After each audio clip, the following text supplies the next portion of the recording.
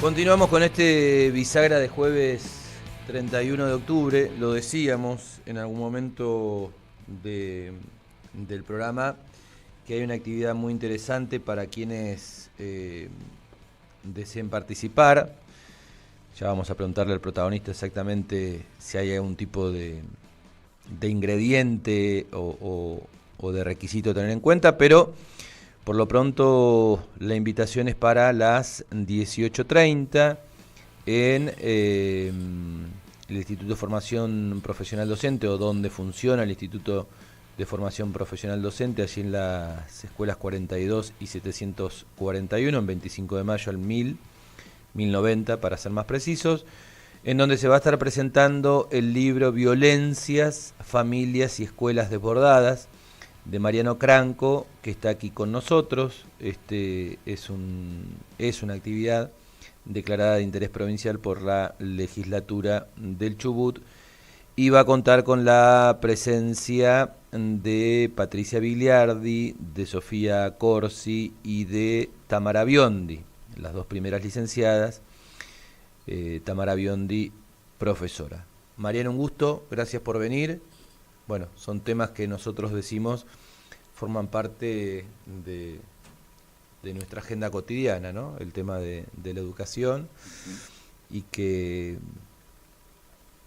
tratamos de que vaya más allá de, bueno, la cuestión que habitualmente la educación llega a los medios, ya sea por un conflicto salarial o por alguna cuestión que suceda en una escuela específicamente con respecto a lo edilicio, obviamente que entra en el marco de la violencia, pero una cuestión, ¿no?, muy particular.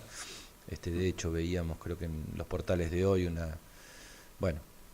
título de una agresión creo en una escuela de Córdoba. Encima está esa cosa hoy tan globalizada en donde hasta que entras a la noticia no sabes si están hablando del lugar tuyo o de un lugar bien distinto, ¿no? Y lo que termina vendiendo es ese famoso título. Así que bueno, desde ese lugar también darte la bienvenida para que nos cuentes, para que te explayes en esta experiencia que tenemos entendido. Es un resumen, o es una síntesis, o es un pasaje de casi 15 años, ¿no? Hasta llegar a esta conformación del libro con el título mencionado. Sí, bueno, en primer lugar, gracias Facundo por la invitación. Bueno, hoy en la presentación la idea es poder un poco escuchar hay ciertas demandas que nos fueron llegando en la medida que se fue anotando la gente.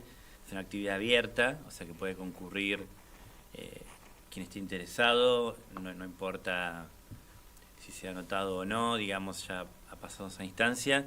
Sí, es un libro que de alguna manera sí recorre los 15 años de trabajo en educación.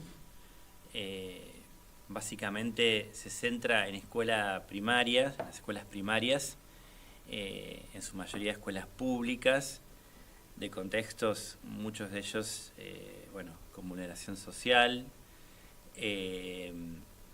pero también, algunas experiencias en escuelas privadas y también en niveles inicial y secundario. Si bien ahí no se plasma con detalle esos niveles, de alguna manera lo que se intenta transmitir es una lógica a algo que sea paradigmático, de 5 problemas que hoy creo que afectan la convivencia escolar, que pueden ser pensadas más allá del nivel, más allá del contexto jurisdiccional donde se trabaja en escuelas, y ese fue un poco el objetivo, digamos, que las situaciones porque el libro es un libro que parte de alguna manera de algunas precisiones conceptuales para poder orientar al lector respecto de cómo pensamos cada problema, ¿no? Hay 5 problemas. Uno tiene que ver con cómo se construyen hoy los límites, las legalidades, qué nos regula hoy en los vínculos, frente a la caída de aquello que en un momento funcionaba como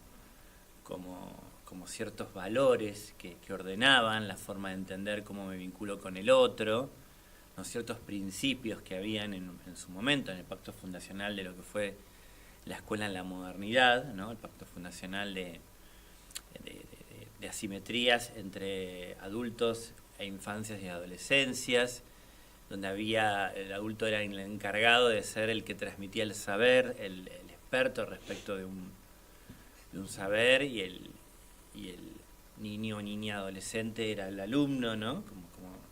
Como aquel que iba a alimentarse de esos conocimientos.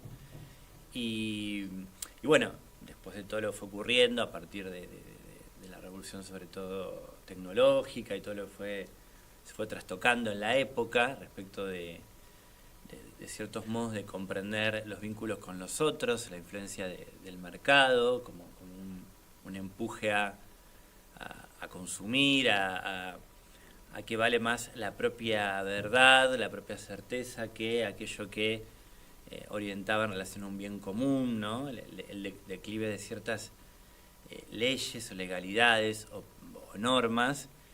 Bueno, todo eso, ¿qué efecto trae en la comunidad educativa?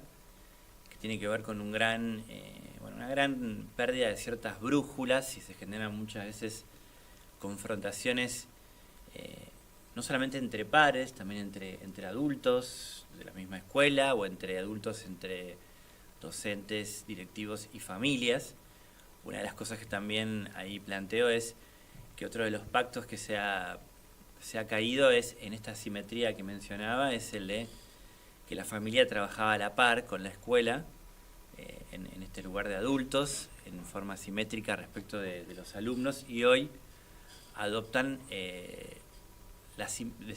plantea una compañera mía, Analia de Valle, adoptan una simetría en la mirada respecto de sus hijos, ¿no? Como si fuesen muchas veces los sindicalistas o sus pares, y entonces se arma un conflicto ya no entre adultos e infancias y adolescentes, sino entre familias y escuelas, ¿no? Entonces, bueno, son muchas aristas que va planteando el primer capítulo, pero bueno, yo a partir de eso que ubico, que es la caída de ciertos pactos fundacionales que permitían que la escuela funcione de una manera, de qué modo se puede trabajar la restitución de eso a partir de acuerdos escolares de convivencia, situaciones de enseñanza que van planteando qué la escuela ofrece más allá de la época, como aquello que va a poder permitir un lazo con el otro, que fundamentalmente lo que regula los vínculos son los lazos, ¿no? Cuando se arma lazo con algo, en general la agresividad va cediendo porque va encontrando a alguien un lugar dentro de esa comunidad,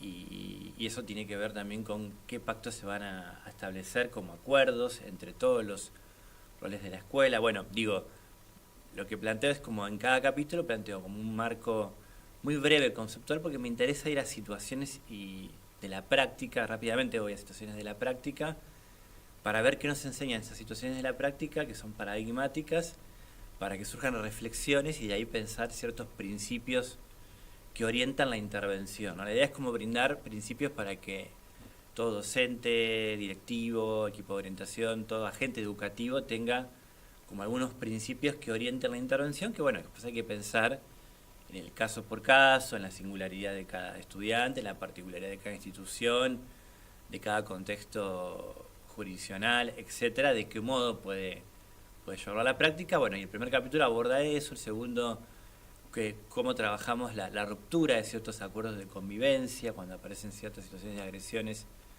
de los alumnos, ¿no? Que hay dentro de la ley de convivencia, que es el marco regulatorio que tenemos a nivel nacional, la propuesta de trabajar con sanciones pedagógicas, que viene como a reemplazar las amonestaciones o todas aquellas sanciones que generan efectos punitivos, culpabilizadores en los alumnos, que responden a otro paradigma, el paradigma disciplinario, etcétera.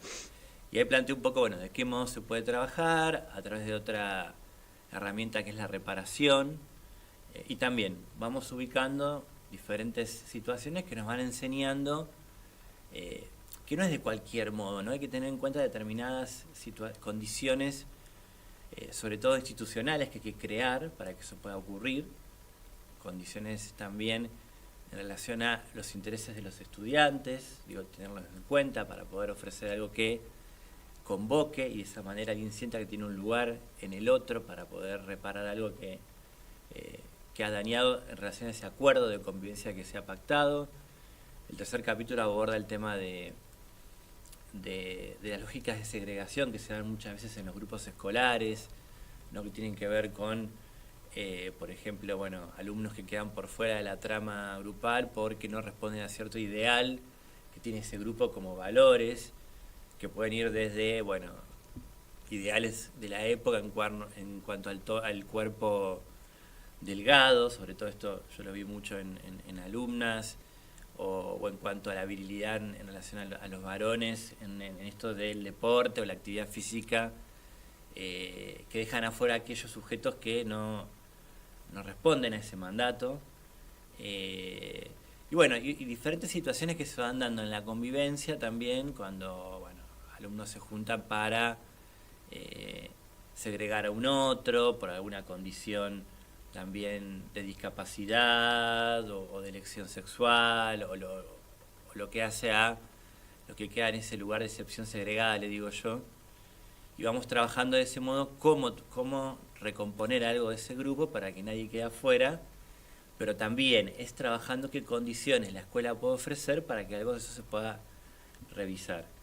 El capítulo 4 voy directamente a trabajar el tema de la autoridad pedagógica, que es algo que hoy está en crisis, ¿no? Ha caído un poco ese lugar de autoridad de los docentes, justamente porque ha caído este lugar que tenía la autoridad legitimada en la modernidad de la razón, ¿no? El hombre portaba la razón, ¿no? El centro del mundo, así como en la antigüedad eran las tradiciones.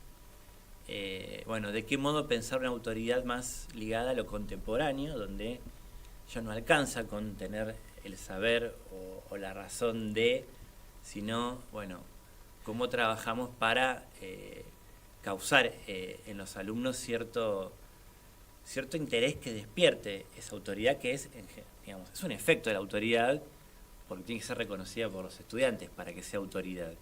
Bueno, ¿y cómo se puede trabajar hoy en relación al trabajo con otros? Porque hay que hacerlo en red, ya no se hace solo en el aula, digo, hay que trabajar con otros, con directivos, con otros colegas, como una lógica más plural, ¿no? Que es un poco lo que pasa en la modernidad. Todo se ha pluralizado, no hay nada en el centro, como fue Dios en su momento. Como decía antes, el hombre en la modernidad, hoy es todo una cosa plural. Entonces, bueno, ¿cómo lo podemos pensar de ahí también? Cómo esa autoridad se puede destituir en la medida que ciertos docentes pueden asumir determinadas posiciones que no favorecen esa construcción, y cómo acompañar para revisar esas posiciones. De nuevo lo mismo, ¿no? Con situaciones que enseñan algo respecto de eso, que nos brindan herramientas a partir de eso que se vio en la práctica, de lo que funcionó, de lo que no funcionó, de cómo restituirlo. Bueno, el último capítulo es fundamentalmente que es algo muy, muy de época, que afecta mucho sobre todo a las conducciones escolares, pero a toda la trama institucional en general, que es el vínculo familia-escuela, que es un vínculo que está con una gran conflictividad exacerbada hoy, donde muy rápidamente las familias, frente a alguna situación que leen como falta o como falla, bueno, denuncian a los actores educativos, o sea, hay un alumno que tiene dificultades para incluirse y por efecto agrede a algún compañero o a algún niño, enseguida es leído como un signo de maltrato, entonces se exige la expulsión de ese alumno, ¿no? Y se va generando toda una situación de segregación que se alimenta muchas veces en los grupos de WhatsApp que tienen las familias, ¿no? Las redes han acelerado y han configurado algo que impacta directamente en las escuelas. Y lo que escucho cada vez más, sobre todo este año, es familias que no solamente denuncian como antes, sino que van directamente a agredir al alumno, lo van a buscar al barrio, ¿no? Y se arma toda una situación muy difícil de encauzar, pero bueno, también, de nuevo, situaciones donde enseñan posibilidades de volver a generar un vínculo familia-escuela para que cada cual ocupe su rol, ¿no? Digo, el rol del docente es el que regula los vínculos dentro de la escuela, la familia acompaña al alumno en su posibilidad de construirse como tal, y no debe haber superposición de roles, que es lo que muchas veces ocurre, ¿no? En esto de la familia es ir a buscar un alumno sin haber esperado qué intervención hacía la escuela para abordar esa situación. Bueno, en fin, el libro de alguna manera plantea estos 5 problemas con situaciones reales, herramientas que se desprenden, y bueno, invita a seguir pensando, porque la idea es que se abra a la conversación con otros, que sea como un intercambio de práctica sobre todo, ¿no? Porque la práctica es, para mí hoy, la soberana respecto de todo lo que está ocurriendo, siempre lo fue, pero hoy sobre todo, y donde todo aquello que alguna vez se postuló teóricamente, bueno, queda interpelado, digamos, por toda esta situación. Así que bueno, básicamente es el libro y la idea es hoy un poco, bueno, presentarlo, darlo a conocer, abrir a preguntas para que se genere también interrogantes y bueno, se pueda profundizar en relación a lo que también la comunidad de Madrid está hoy demandando en relación a estos temas. Mientras te tomás un matecito, vamos a subrayar justamente los datos informativos que tienen que ver con la presencia de Mariano aquí en la zona. Mariano Cranco va a estar presentando su libro Violencias, Familias y Escuelas Desbordadas.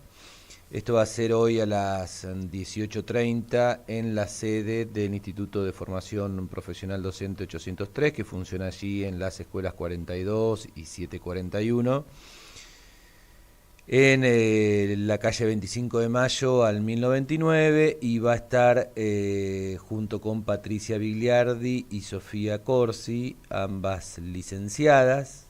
Sofía sé que es licenciada en psicología, no sé si el caso de Patricia es también igual. Y la participación especial de la profesora Tamara Biondi. Bueno, ya te consulto también por ellas en el sentido justamente de tener alguna, me imagino, ¿no? Referencia más local. Pero bueno, hablas de violencias obviamente en plural.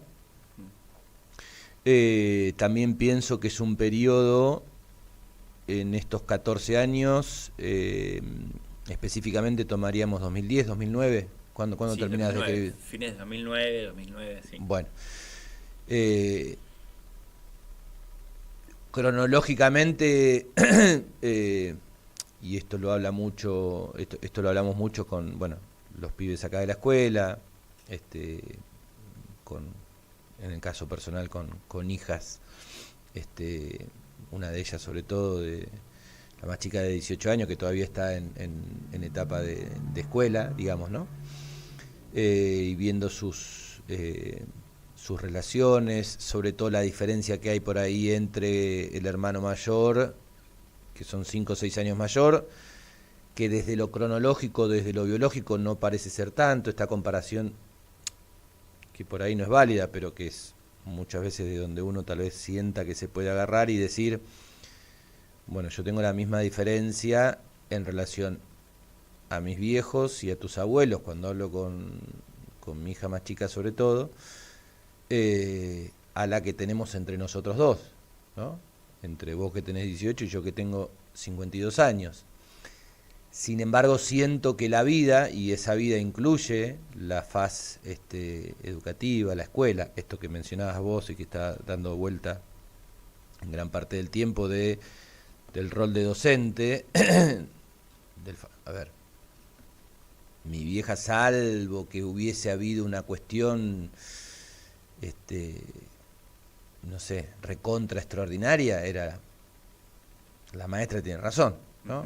Para ir de corte, en función un poco creo que a lo que vos decías, y ahora hay todo otro proceso, otro mecanismo en donde creería que se llega a la casa con una información por parte del pibe, de la piba, y la maestra tiene razón, y ya, bueno, se da todo esto que mencionás, que inclusive termina hasta con denuncias en diferentes ámbitos, ¿no? O hablando de violencias, agresiones, golpes, etcétera.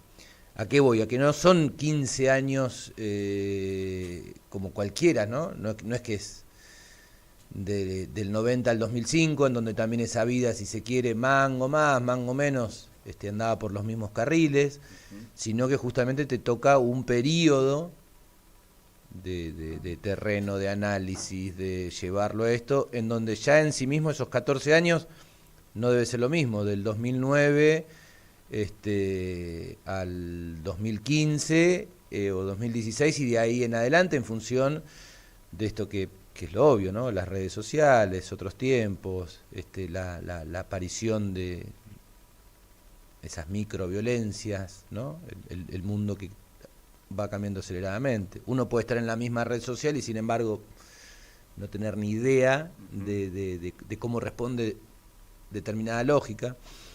Pero me gustaría que por ahí nos cuentes alguna experiencia, justamente desde la práctica, que es otra palabra que utilizaste con mucho ahínco, en donde, bueno, justamente a partir de la práctica se haya encontrado desde algún conflicto más severo o menos severo, algún atisbo de solución o una, llamémosle, decidida solución, ¿no? En este camino de experiencias. Uh-huh. Bueno, sí, fueron 15 años donde se fueron notando también muchos cambios, sobre todo algo que funcionó como para mí de corte fue el regreso después de la pandemia. Eso marcó, yo noté mucha diferencia en la prepandemia, la pospandemia, en ciertos problemas, por ejemplo, vínculo familia-escuela. Digamos, aparecieron cosas muy exacerbadas después de la pandemia,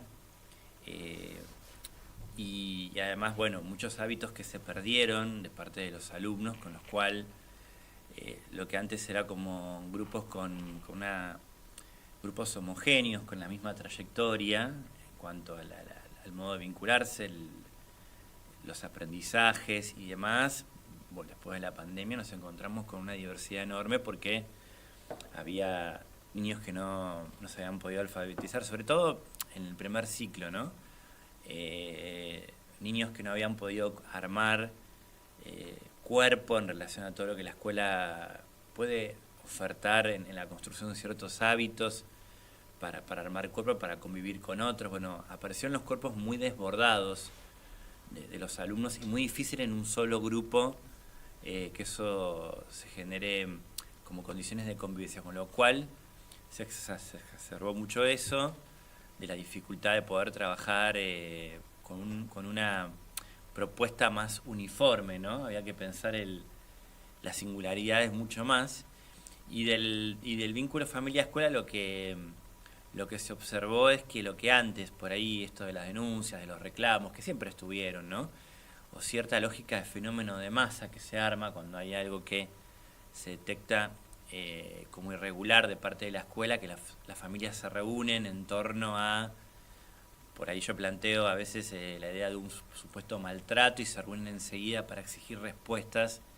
Eso venía ocurriendo, pero después de la pandemia, lo que antes, bueno, demoraba una reunión y tardaba por ahí, daban un tiempo para la resolución, era al otro día inmediatamente la exigencia, y si no había una respuesta, rápidamente las redes sociales, rápidamente como una certeza inconmovible, además de que eso había ocurrido, y una demanda de resolución inmediata, y si no la había, la escuela se ponía del lado del supuesto maltratador, que era o el alumno o a un docente. No quiero decir que no había situaciones que esto podía estar ocurriendo, pero muchas eran en relación a un malentendido, digamos. Como que yo lo que noté es que hubo un sobreentendido a partir de que se aceleró todo el grupo de WhatsApp, la inmediatez, donde alguien recorta, por ejemplo, alguien dice a mi hijo le gritaron, y ya rápidamente ese recorte, sin leer todo el contexto, es leído como maltrato, ¿no? Como un recorte de fuera de contexto, que esta compañera mía que yo te decía, Analia de Valle, que investigó mucho, plantea como que hay una degradación de la imagen a nivel de la evidencia, ¿no? Que es lo que pasa en las redes sociales, ¿no? Se recorta algo y enseguida todo el mundo empieza a escribir debajo y no hay como una lectura de lo que está ocurriendo, ¿no? Se suprime lo que yo llamo el tiempo de comprender, se concluye sin haber podido comprender qué ocurre.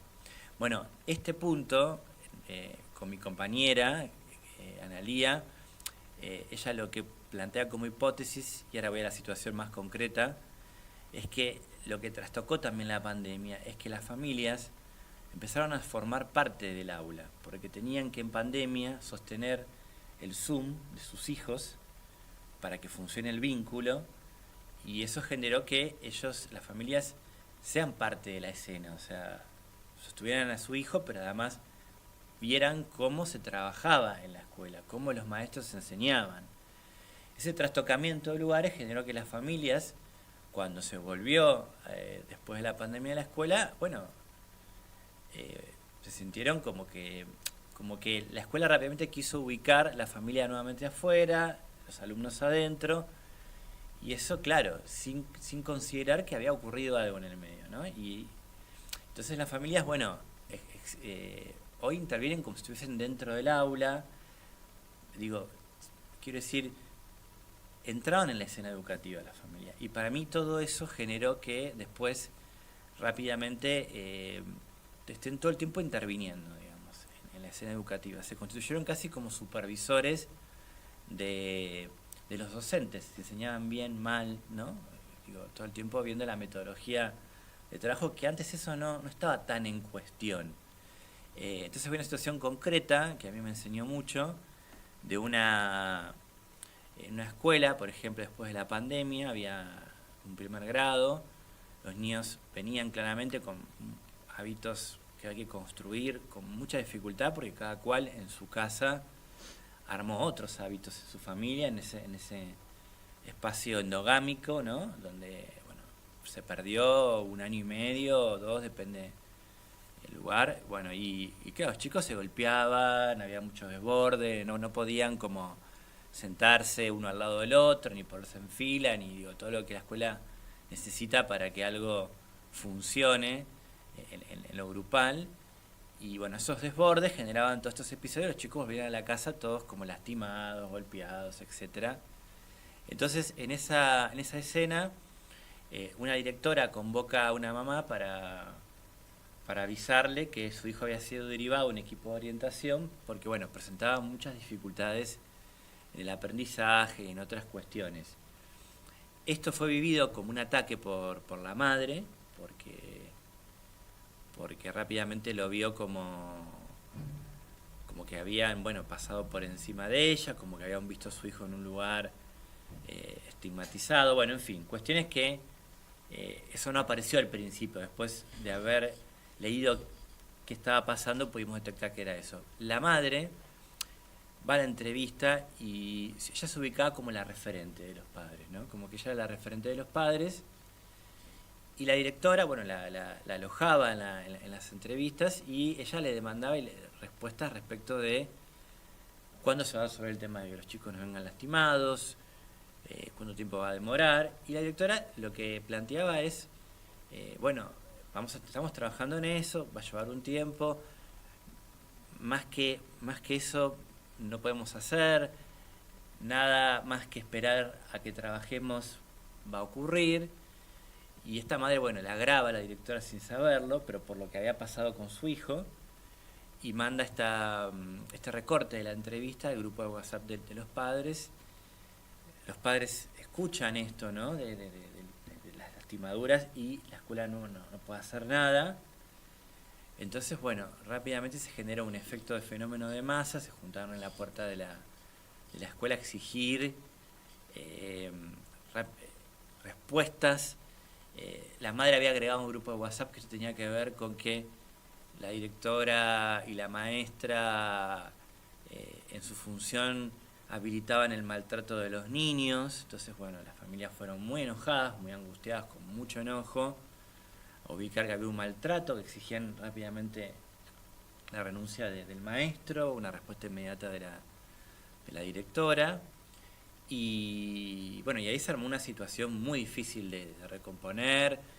Esta madre había escrachado a la directora en las redes sociales con esta presunción de maltrato y habilitación de maltrato de la maestra sobre los niños. Y ella la llamaba la susodicha a la directora, toda una cuestión para descalificarla. Y ahí la directora se encuentra en una situación de cómo recomponer estos. Y ahí es donde, bueno, trabajamos juntos.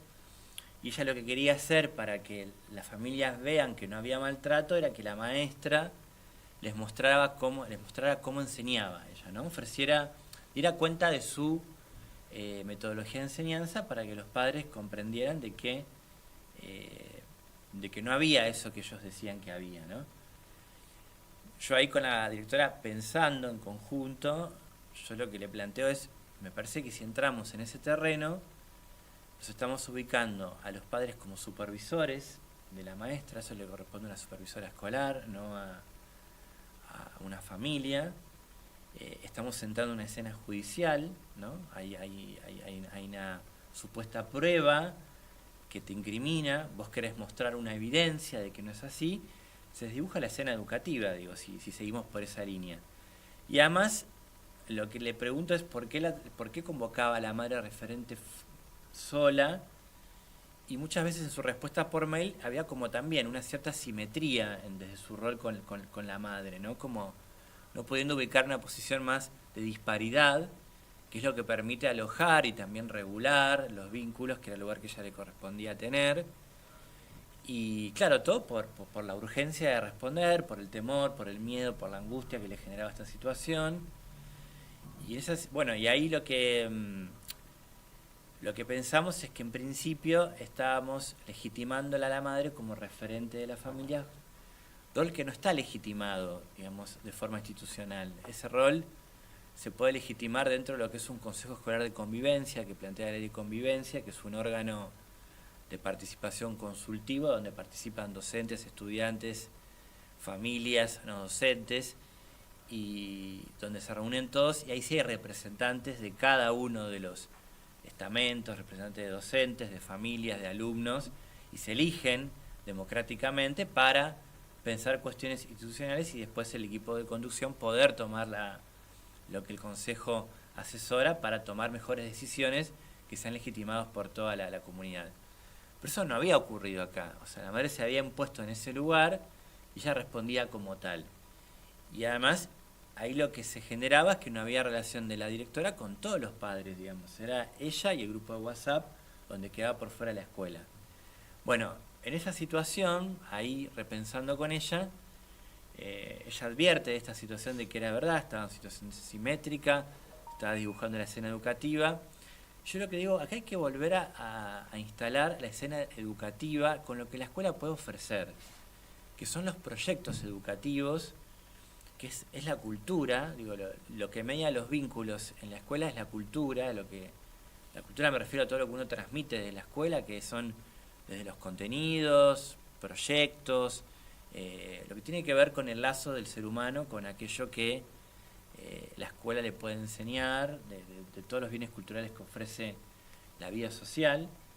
En eso soy muy amplio, ¿no? Digo, vos antes me contabas de una huerta, de un proyecto de oficio, todo eso es cultura, es todo lo que el ser humano ha creado para que cada uno de nosotros se enlace con algo y vaya pudiendo tramitar lo que todos necesitamos tramitar para hacernos un lugar en la vida social y para también toda esa tendencia que todos tenemos agresiva, porque la tenemos porque es estructural, porque es necesaria para la supervivencia. La agresividad es algo que nos permite, porque tiene que ver con defendernos, tiene que ver con descargar mediante la acción alguna situación para sobrevivir.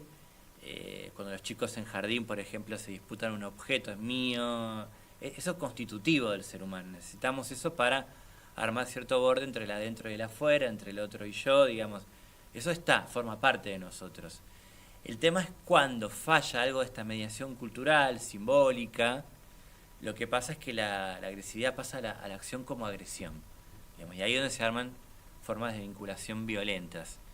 Por eso es tan importante que el adulto intervenga y diga alguna palabra cuando aparezca alguna de estas situaciones, o cuando un adolescente me miró mal, ¿no? Que aparece mucho de otro compañero, y ahí la agresividad por defenderse pasa a la acción, si no interviene el adulto ubicando que no se trata de eso, que es otra cosa, en fin. Entonces, hay que volver a ubicar la cultura como aquello que va a mediar en estos vínculos, que está totalmente desdibujado. La mediación simbólica está desdibujada, y eso genera lo que vos estabas pensando, le digo a ella, genera más bien un escenario de confrontación aún más, ¿no? Porque si no llegan a estar conformes, van a reclamar otra cosa y no salimos más, un laberinto sin salida. Entonces, ahí pensamos, yo le pregunto, ¿qué proyecto puede armar la escuela porque el saber lo tienen los docentes, los directivos, no es que hay que inventar algo muy nuevo, hay que pensar en todo caso la lógica para que el maestro directivo piense que se le ocurra a partir de eso.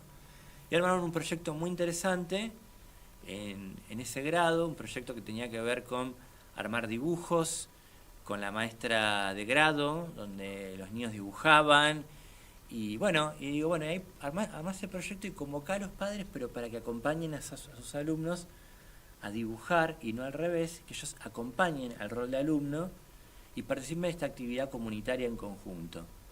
Bueno, a partir de esta actividad comunitaria en conjunto, aparte los chicos dibujaron a sus padres, ¿no? Como que se armó algo muy, muy lúdico, muy rico, y la maestra guiaba la actividad, no era que estaba bajo la expectativa de la mirada de los padres. Bueno, ahí los padres salieron contentos, se dieron cuenta que no había signos de maltrato, vieron cómo era la actividad, pero estaban en su lugar, como acompañando a sus hijos. Esto generó que se desactivase el fenómeno de masa, la palabra de esta madre perdió esa fuerza, pero a su vez a la directora se le ocurrió algo, que fue un ingenio para mí, que es, ya que ella quería ser referente, yo digo, bueno, convocarla en un proyecto que sea referente de algún proyecto de la escuela, pero bajo tu supervisión. Y ahí, bueno, se armó la feria de platos, la madre fue convocada a ser referente de esa actividad, de otras salidas que a mí se armaron didácticas. Bueno, y ahí la madre sintió que encontró un lugar como referente de ese lugar que ella reclamaba hacer, o sea, no se rechazó ese modo de presentación, se lo puso a favor, y además se le explicó por qué la derivación con mucho más tiempo, con más cuidado, que eso falló al principio. Bueno, y la madre se sintió tan contenta en ese lugar que dejó de llamarla a susodicha directora y la empezó a llamar por su nombre, ¿no? Y bueno, ahí se restablecieron los lugares de cada quien, y toda la cuestión de violencia se desactivó. Eso, ¿no? Yo lo que intento en el libro es cómo inventamos con lo que tenemos para que la violencia ceda, y es leyendo también la situación, que es lo que hay que recomponer de lo que está corrido de rol o fuera de su función. Bueno, esto básicamente un poco para responder algo de tu pregunta, ¿no? De qué modo la escuela puede operar ahí. O por ahí con un ejemplo práctico. Estamos hablando con Mariano Cranco, se va a estar presentando hoy a las 18:30 en la sede del Instituto de Formación Docente, en la escuela 42 y 741. Yo nombro así porque así en esas escuelas funciona la sede del instituto. No sé si exactamente será, supongo que será en el Zoom de la escuela que se entra por la esquina justamente de 25 de mayo. Un Zoom bastante amplio que tiene justamente la escuela 42. Mariano, que a su vez decía que esto está abierto a la comunidad, que es independientemente también del interés de la denominada comunidad educativa y de quienes se hayan anotado. Es la presentación de su libro. Te pregunto por tu experiencia en general. Vos venís del palo estrictamente de la docencia, ¿te vinculás a la docencia desde otra disciplina? Yo arranqué siendo docente en escuela media, los primeros años de práctica. Después, cuando me recibí de psicólogo, empecé a trabajar directamente en el ámbito educativo, en equipos que trabajaban, al principio trabajaban en un dispositivo que trabajaba mucho de 0 a 5 años con familias en contextos de vulnerabilidad social, allá en el barrio 21-24, que también se le llama zonas de villas, y trabajábamos mucho con acompañar a las madres y padres a poder alojar a sus hijos, y sobre todo a niños que tenían alguna situación de discapacidad, y teníamos que trabajar para ver cómo favorecíamos desde la crianza, pero también en las escuelas, ciertas condiciones para que se puedan incluir. También trabajábamos mucho con prevención de problemas del desarrollo, porque lo que comprobábamos era que todo lo que tiene que ver con la vulnerabilidad social, ya sea alimentaria, habitacional, la violencia social, ¿no?, que reciben estas familias por toda la exclusión, ¿no? Generaba un tipo de padecimiento muy fuerte social, que hacía que, bueno, era muy difícil ejercer su función para poder armar a lo que es un niño, un bebé, ir estando muy presente para que se pueda como conformar. Y entonces, bueno, hacíamos como talleres de detección para ver si había algún signo del desarrollo que no estaba en ese momento evolutivo armándose, para prevenir, justamente para que no haya una discapacidad futura. Digo, por ejemplo, si un nene no miraba los ojos al año, bueno, toda una serie de signos. Entonces, bueno, tratábamos de generar espacios de atención para los niños, para los bebés y niños, y íbamos a buscar a las familias también a sus casas. Había muchos niños que, por la discapacidad motriz, física, neurológica o la que fuera, quedaban también con sus familias en su casa, no iban a la escuela. Digo, bueno, todo un trabajo que tuvo que ver más con el contexto social, además del contexto institucional de la escuela. Y bueno, eso me enseñó un montón a mí, muchísimo, y todo lo que puede hacer la escuela para cambiar un destino de alguien, ¿no? Porque con esos primeros años de armado, desde la plasticidad cerebral hasta lo que tiene que ver con la motricidad, lo emocional, bueno, todo eso, si no se atiende a tiempo, después es muy difícil revertirlo, digamos, ya hay un destino ahí muy difícil de modificar. Así que empecé a trabajar ahí en los primeros 9 años. Y después, bueno, me incorporé a un equipo de orientación que trabaja las convivencias, que es básicamente donde escribí el libro, que acompaña a las escuelas de manera externa.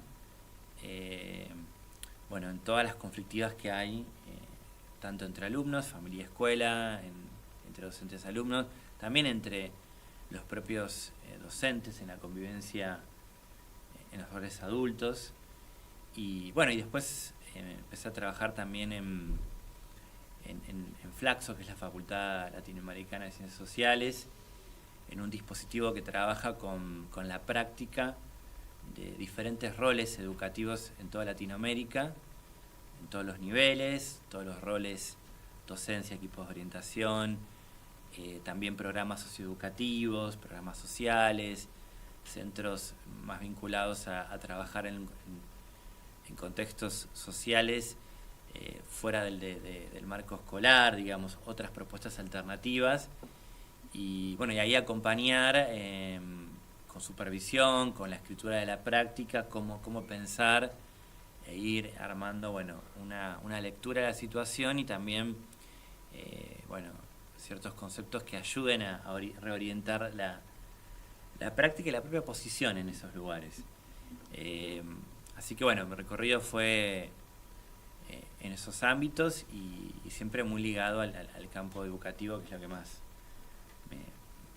me apasiona. Y bueno, así que bueno, ese fue un poco mi recorrido, mi experiencia en estos años.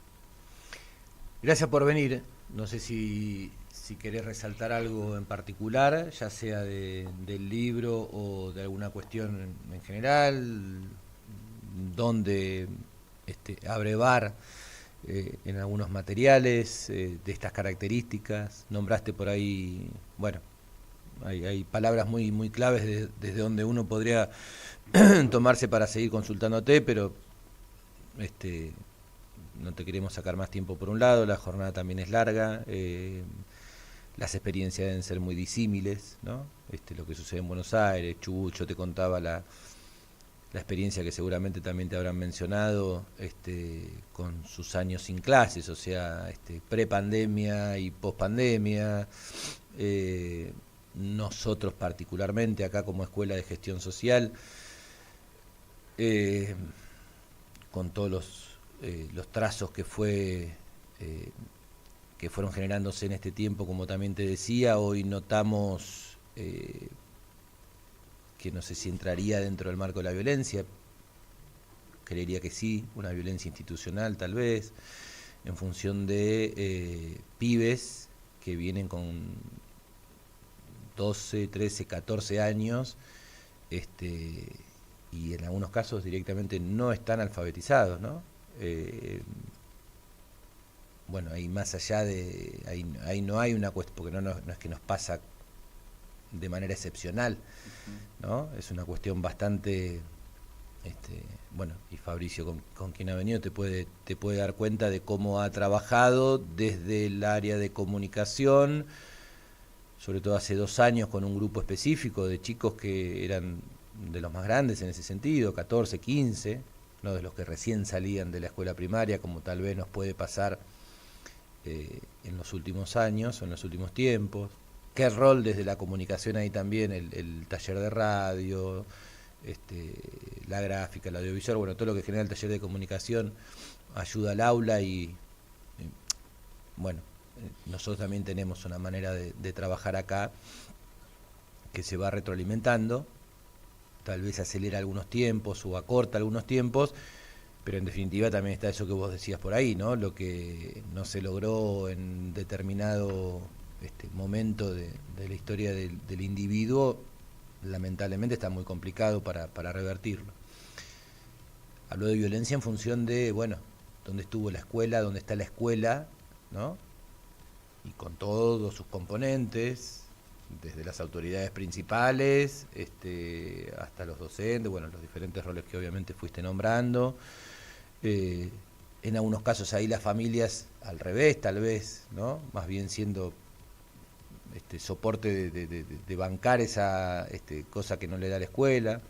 Bueno, eso es una mirada que tenemos nosotros y también a partir de la radio de haber barrido, como decimos un poco en la jerga periodística, las diferencias que hay en la provincia, los lugares en donde tenés el ámbito más de la ruralidad, en donde por algo se quiere correr las escuelas que tienen que ver con la ruralidad para determinados emprendimientos, ¿no?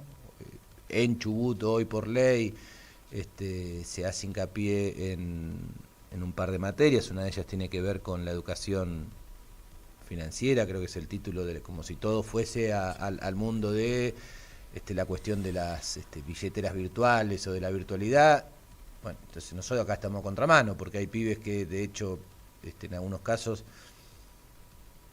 no terminan o no terminan egresando en el concepto de egreso, pero capaz que estuvieron 2 años, 3 años en institución, en donde aprendieron a trabajar la madera en carpintería, en donde aprendieron a trabajar en la construcción o mantenimiento, parquización o huerta, digamos, tienen tal vez mucho más elementos que un pibe que supuestamente termina la secundaria y que, bueno, no creo que todos terminen en ese ámbito de la inteligencia artificial o de, bueno, la cuestión vinculada estrictamente a la tecnología. O sea que si nosotros como provincia tenemos todas esas diferencias, lugares donde hay señal, lugares donde no hay señal, me imagino que vos con este recorrido que fuiste mencionando de Buenos Aires, pero también continental, con esta experiencia latinoamericana, bueno, tendrás para hacer un montón de dulce al respecto, así que no sé, si te quedó algo en el tintero, si querés compartir algún lugar de información para el docente, para quienes quieran, bueno, investigar también por sí mismos. Bueno, en principio me parece muy importante lo que vos señalás, porque cuando yo, como vos decías, planteaba violencias en plural, por algún sentido común de la violencia, ¿no? Que tiene que ver con la agresión física o psicológica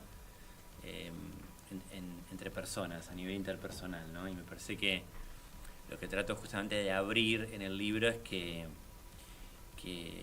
la violencia es todo lo que tenga que ver con ir en contra del desarrollo de un sujeto en todas sus posibilidades, ¿no? Ya sea formativas, la formación arma también subjetividad, produce subjetividad.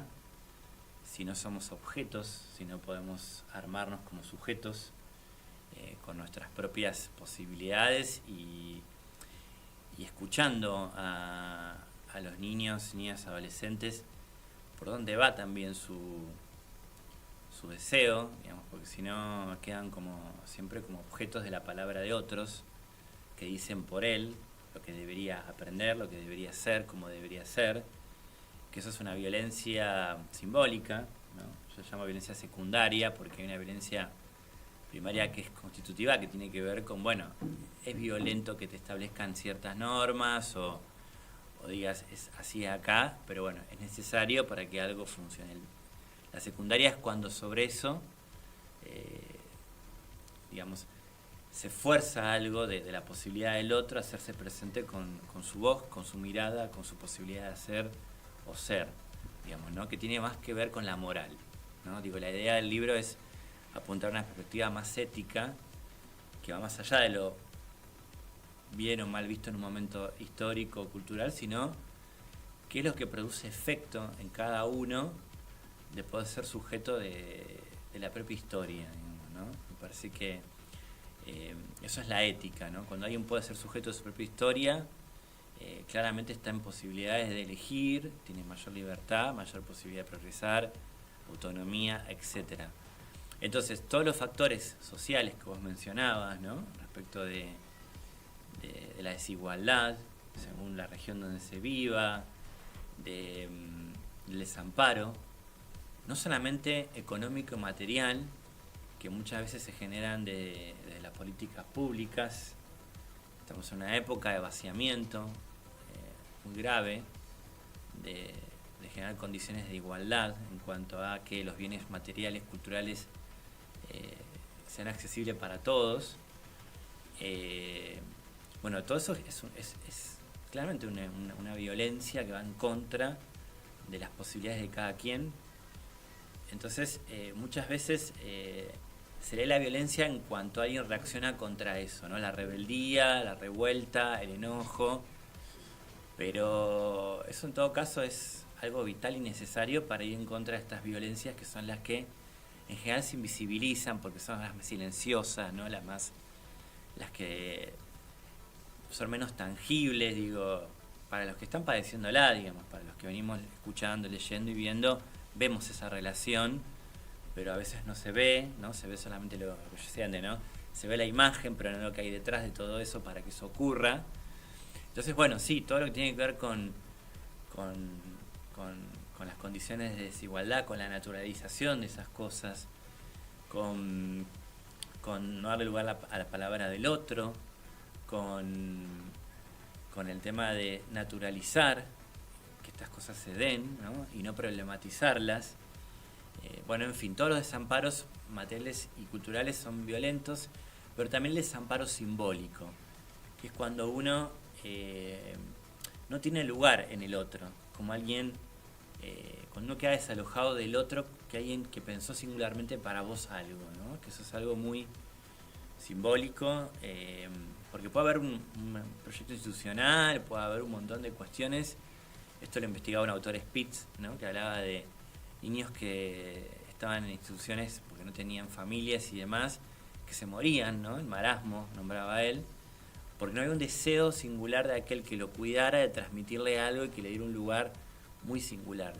Sería el desalojo afectivo. Entonces, eso también es violencia, digo. Por eso, como que es plural y en todo el tiempo podemos caer en algún tipo de violencia todos, con lo cual, bueno, estar advertidos es muy importante. Y así que, bueno, y en relación a las jurisdicciones y a las propias realidades locales, por eso nosotros hoy pensamos que tenían que estar en la mesa gente que habla de realidad local, por eso están Patricia, Sofía y también invitada Tamara, que es supervisora escolar y va a poder contar una situación local, de cómo la pensó, cómo la resolvió, justamente para no replicar lo que yo digo que no hay que replicar, que es venir con la palabra como si uno fuese el que supiera, sobre todo, sino generar una herramienta y en todo caso escuchar qué se sabe acá, qué se puede construir acá para pensar cada realidad local. Y bueno, y estas diferencias son muy notorias, digamos. Yo tuve una experiencia hace poco en Rosario, donde, bueno, había que tener toda una lectura de lo que se podía hablar o no, porque había cuestiones vinculadas a lo que pasaba en ciertos contextos, por lo que había sucedido por el narcotráfico el año pasado, las cuestiones que aparecían bueno, que los docentes de allá decían, hay cosas que no podemos hablar, hay como pactos de silencio, porque si nos metemos con eso hay un riesgo de, bueno, en fin, ¿no? Digo, siempre hay que leer el contexto antes de poder intervenir, porque podemos producir violencia, digo. Bueno, eso para agregar y bueno, y los felicito por todo lo que me comentaste que hacen acá. Ahora voy a poder tener el gusto de recorrer, porque me parece que ahí hay una apuesta a la educación, y una educación que problematiza, que no va por la línea de la moral, de corregir, de adoctrinar, que eso también es violencia, sino la posibilidad de, bueno,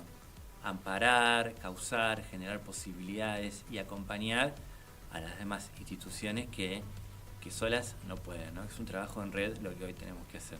Así que bueno. Gracias por la visita. A vos, muchas gracias. Mariano Cranco, pueden compartir su experiencia a partir de su libro y no solamente de su libro, si bien obviamente también resume en parte su experiencia, valga la redundancia, del trabajo que mencionaba. Pasaron 44 minutos de las 11 de la mañana. En la producción, el compañero Fabricio Cardelli, Fabio Zapata, Eugenia Nabosic, en la operación técnica Marcos Rodríguez con S, la coordinación general Lautaro Merino González. Nos reencontramos mañana, viernes, ya 1 de noviembre.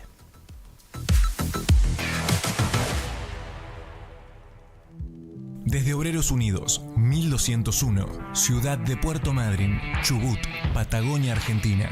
Transmite